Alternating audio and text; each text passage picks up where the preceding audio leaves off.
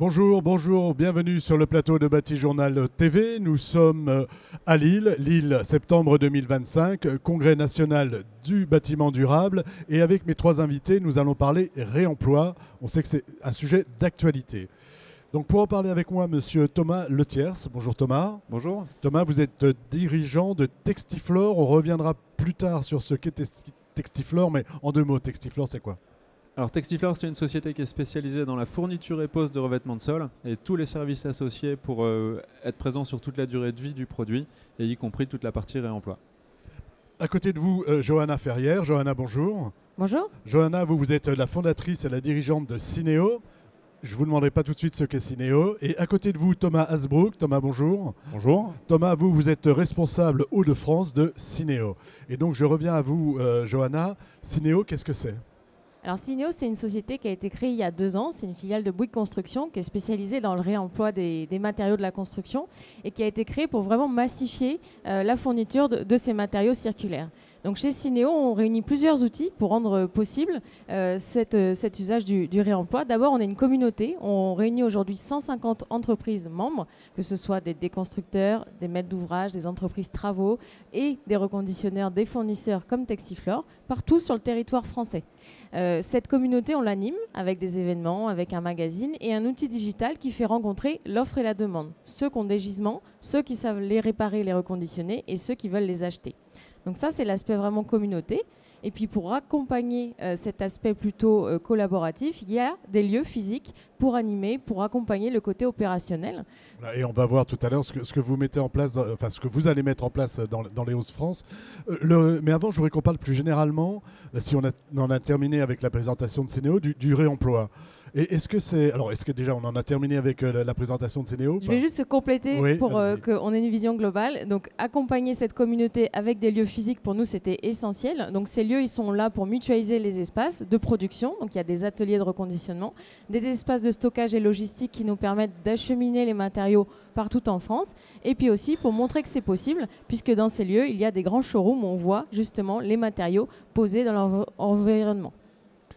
On en est où avec le réemploi en France ? Alors, le réemploi, c'est une pratique qui existe depuis longtemps. Il y a 60 ans, on réutilisait les matériaux qu'on avait sur son territoire pour refaire. Et on a détruit des cathédrales ou des églises donc ça, pour vous la connaissez bien. Et c'est une pratique qui revient depuis une dizaine d'années avec cette idée qu'on produit énormément de déchets par an. C'est 46 millions de tonnes de déchets produits par an en France, le secteur du bâtiment. Et que tous ces déchets, en fait, ils ont une valeur résiduelle. Il y a un vrai potentiel de seconde vie. Encore faut-il récupérer cette matière, la remettre en état pour la regarantir. C'est un petit peu ce qui s'est passé dans l'électroménager, la téléphonie ou l'automobile. Voilà. Qu'est-ce qu'on réemploie le plus ? Enfin, qu'est-ce qui fonctionne bien ? C'est quoi ? C'est le chemin de câble ? C'est les radiateurs dont on parlait tout à l'heure ? C'est les sanitaires, les cloisons ? Alors le réemploi, il est né autour plutôt des matériaux de seconde œuvre, des matériaux de finition. Donc on parle des sols, des cloisons, on parle du mobilier, on parle de l'agencement, mais aussi maintenant des corps d'état techniques, les systèmes de ventilation, de chauffage, d'éclairage. Donc effectivement, ça se déploie. C'est plutôt né dans les bâtiments de bureaux qui ont parfois un turnover très rapide qui fait qu'en fait on a des matériaux très qualitatifs. Mais aujourd'hui, le logement aussi s'y met. Donc il y a une vraie vague de recours au réemploi en France maintenant. Et les matériaux de structure, je pense aux poutres, choses comme ça, parce que dans ma campagne, on récupère beaucoup de poutres pour aller refaire des planchers ou autres. Alors ça existe sur le bois, sur le métal. Donc il y a par exemple les charpentes métalliques. Aujourd'hui, c'est le premier ouvrage qui est garanti d'office par les assureurs puisqu'ils se sont mis d'accord sur des règles professionnelles.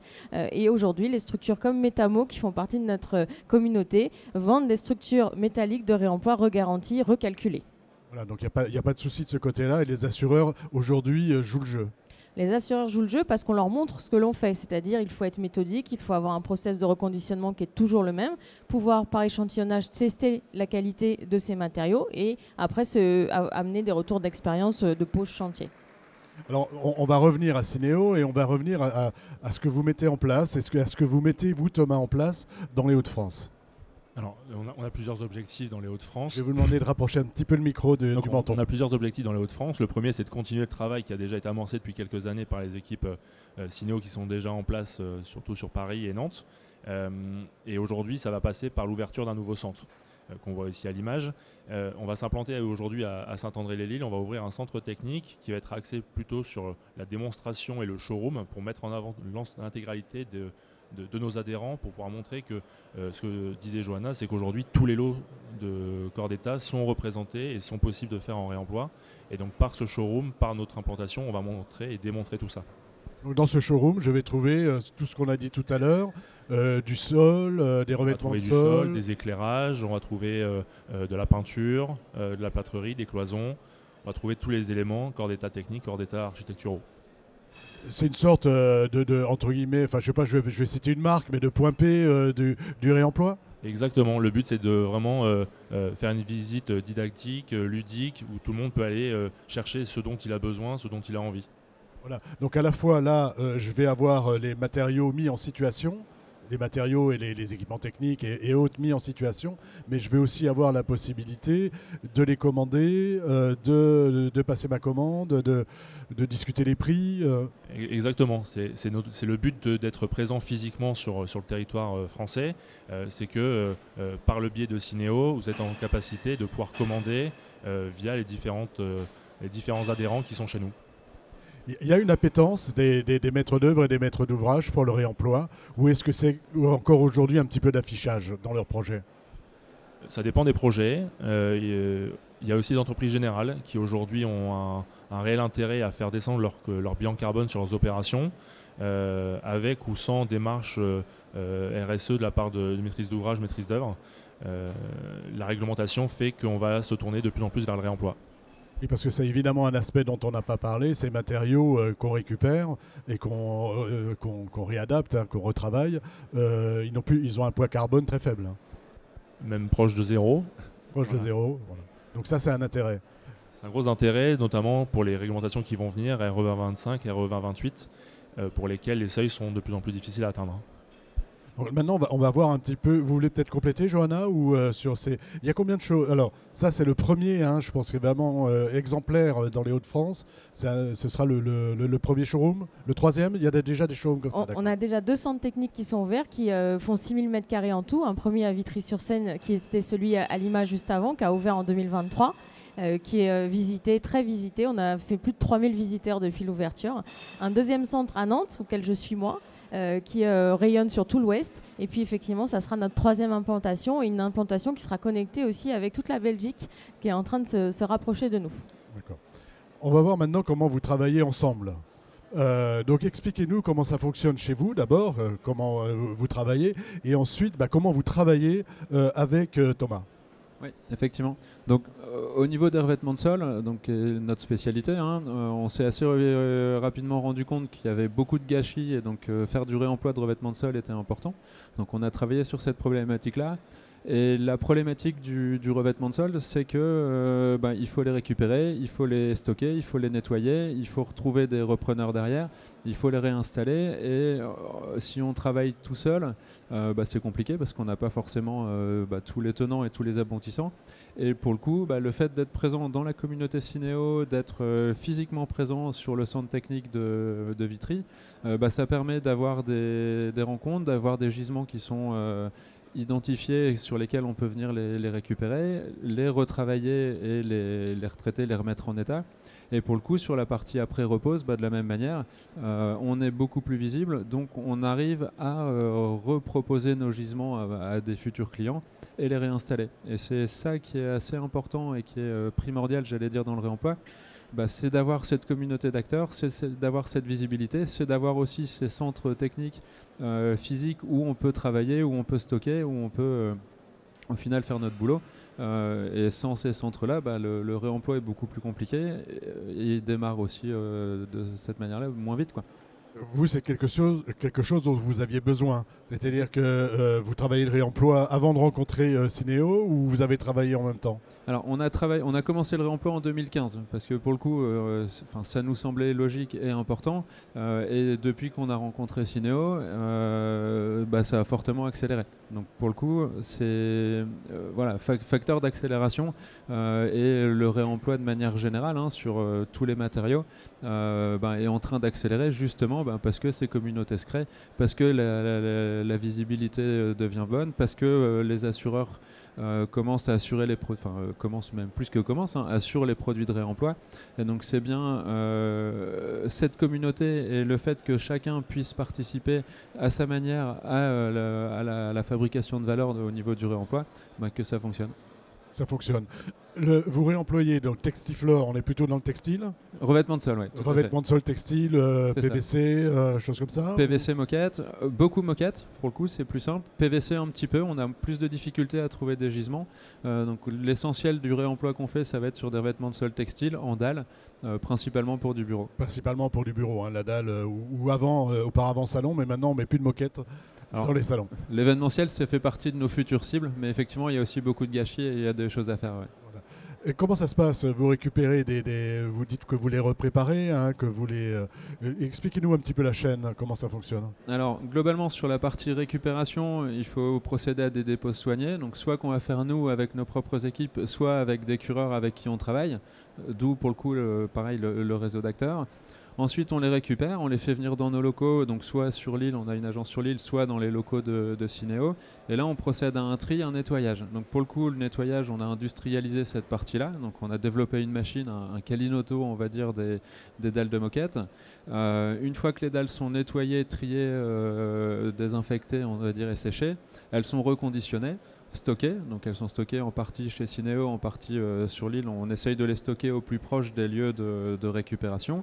Et ensuite, elles sont recommercialisées et remises à disposition, donc soit de nos propres équipes pour la repose, soit d'équipes de sociétés de pose confrères qui réinstallent ces produits-là.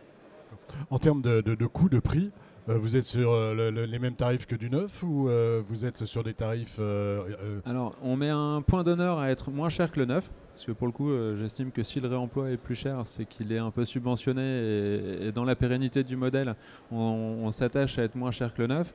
Après, tout dépend de l'ancienneté du gisement, un peu comme un véhicule d'occasion. Vous prenez un véhicule de direction, vous êtes 2-3% moins cher que le neuf. Un véhicule qui est un petit peu plus ancien, vous allez être 10, 15, 20% moins cher. Voilà, c'est à peu près les ratios de prix sur le réemploi pour la partie sol. Donc un petit peu moins cher que le neuf. L'objectif, c'est que ça reste quelque chose de très quali. Il ne faut pas que le réemploi soit déceptif, que ça soit vieillot ou pas beau. Donc on va travailler sur des produits travailler aussi quali. Sur l'esthétique, sur le design des dalles que vous reprenez. Exactement, oui, parce que c'est réinstallé principalement dans du bureau. Donc après, il y a d'autres utilisateurs qui travaillent dessus. Donc pour le coup, il faut que ça soit quelque chose qui soit très quali. Oui. Combien de fois je peux réemployer une dalle de moquette? J'allais dire à l'infini. On récupère des fois dans des banques des salles de réunion qui ont servi 3 fois sur 10 ans. Bon, celles-là, elles peuvent être réutilisées 10 fois. Je prends un exemple très simple. On a récupéré des moquettes dans des bâtiments lillois qui ont été réutilisés pour les JO, pour les logements d'athlètes. Donc premier réemploi. On les a récupérées à la fin des JO. Là, elles vont être réinstallées sur un bâtiment à Roubaix pour une boîte d'informatique. Donc un deuxième réemploi. Et s'ils les utilisent quelques années en y prenant soin, elles pourraient encore être réemployées une 3e fois derrière. Donc il n'y a pas vraiment de limite. Comment vous travaillez ensemble, Thomas? Vous, comment ça se passe pour le travail que vous faites avec Textiflore et avec vos autres partenaires? Parce que j'imagine que vous en avez d'autres. On en a beaucoup d'autres. Nous, dans nos missions, on a ce qu'on appelle l'accompagnement chantier. Donc notre boulot, ça va être d'être soit en phase commerciale, soit en phase suivi de chantier, d'accompagner les équipes travaux à soit déconstruire, soit à construire avec des matériaux de réemploi. Et donc on va faire une sorte de bilan, un cahier des charges de ce qui est possible de faire. Et s'il y a du sol à récupérer, on appellera Textiflore. S'il y a du sol à reposer, on appellera Textiflore. Donc nous, on sert d'intermédiaire entre les entreprises générales, les clients, les architectes et les sociétés et les filières comme Textiflore. Johanna, sur ce qu'on vient de dire, est-ce que vous voulez ajouter quelque chose? Peut-être pour compléter la réponse de Thomas, on accompagne aussi les filières qui veulent se lancer à développer de nouveaux produits en se disant tiens, il y a un gisement qui est intéressant, on va caler un cahier des charges de reprise, on va travailler avec vous le process de reconditionnement et on va travailler à la commercialisation pour faire en sorte que les entreprises... Donnez-nous un exemple de filière qui aujourd'hui est peu réemployée, on va dire, et que vous allez travailler. Et on accompagne par exemple une entreprise d'insertion à côté du Mans qui s'appelle Alise, qui voulait développer des sanitaires de réemploi. Donc on les a aidés sur le cahier des charges, sur le protocole de reconditionnement. On a testé des nouvelles techniques avec des ultrasons, etc. Et à partir de fin d'année, ils vont commencer à commercialiser ces sanitaires. Ils avaient besoin d'activité, ils ont un bâtiment qui était libre et donc on leur a proposé cette activité. Donc on a travaillé vraiment ensemble pour que ce soit possible. Et ça, un peu partout en France. On travaille aussi avec des grandes marques. On travaille avec Legrand, on travaille avec Hager, on travaille avec Saint-Gobain pour développer des nouvelles gammes de réemploi.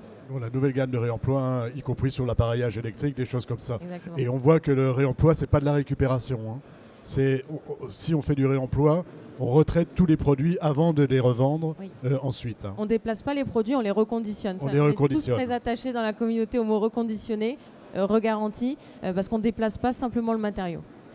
On arrive au terme de notre petit échange et vous n'échapperez pas à la question qui est, nous sommes donc au Congrès national du bâtiment durable et si vous avez un message ou pas un message, mais on parle beaucoup d'adaptabilité ici, d'adaptation, dites-nous un peu quel est votre sentiment par rapport au Congrès. On commence par vous, Thomas. Ouais. Alors moi, pour le coup, j'ai trouvé le congrès hyper intéressant et très qualitatif en termes de présentation de personnes présentes. J'ai senti beaucoup de motivation sur ces sujets réemploi et on a beaucoup abordé le sujet, donc ça c'est hyper intéressant. Et si j'ai envie de retenir une phrase ou de donner une petite phrase, c'est sur cette partie réemploi. C'est à chaque projet, posez-vous la question, est-ce qu'on peut y mettre du réemploi et mettez pas de limite et pourquoi pas. Et à partir du moment où vous vous dites pourquoi pas, globalement, on va réussir à en mettre. Ouais. Réemploi, zéro carbone. Zéro carbone, exactement. Thomas. Non, on le voit avec la qualité de tous les exposants ici, tout est possible. Chaque lot est représenté et donc s'il y a un message à faire passer, c'est que peu importe votre opération, peu importe les problématiques, on est capable d'y répondre et de pouvoir favoriser le réemploi sur vos opérations. Johanna, vous avez le mot de la fin ? Oui, un petit complément. Moi, je suis arrivée ce matin, donc je n'ai pas senti l'énergie d'hier. J'étais à Paris et dans un autre salon. Mais aujourd'hui, on est là, nous, grâce à Bouygues Bâtiment Nord-Est, qui s'est engagé depuis plusieurs années à nos côtés à favoriser le réemploi. Et je me dis qu'avec le nombre d'exposants, le nombre de visiteurs, si chaque entreprise se disait « moi aussi, je m'engage à faire du réemploi », on ferait un sacré pas. Je crois que le salon attend à peu près 3000 visiteurs. 3000, c'est notre chiffre chez Cinéo. On souhaiterait arriver à 3000 adhérents d'ici quelques années. Donc voilà, petit clin d'œil plutôt pour la suite en se disant si chacun faisait cet engagement, on ferait vraiment cranter le sujet. Écoutez, merci beaucoup d'être venu sur le plateau de Bâti Journal TV nous parler de réemploi et de vos actions de Cinéo. Une émission, un petit temps d'échange à retrouver comme tous ceux que nous enregistrons ici sur notre site internet Bâti Journal TV et bien sûr sur les sites de nos partenaires que sont le Congrès et le CD2E. Merci à vous. Merci beaucoup.